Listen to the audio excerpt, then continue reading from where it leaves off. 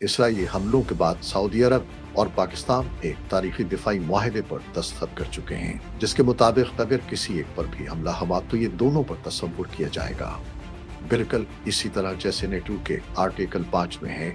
बहुत से लोग कहते हैं कि ये इस्लामी नेटो का आवाज है, तो क्या होगा अगर मजीद मुसलमान ममालिक इसमें शामिल हो? अगर इस्लामी नेटो कायम हो गई तो ये आलमी सियासत और इलाकी ताकत में बड़ी तब्दीली ला सकती है। सऊदी अरब सरमाया फराहम करेगा, पाकिस्तान दिफाई ताकत फराहम करेगा, तुर्की ड्रोन्स देगा, जबकि ईरान, मिस्र और इंडोनेशिया अफरादी कुव्वत, फौजी अड्डे और स्ट्रेटेजिक मकामात फराहम किए जाएंगे। ये सब मिलकर खलीज फारिस और मशरिक़ वस्ता के स्ट्रेटेजिक रास्तों पर काबू पा सकते हैं।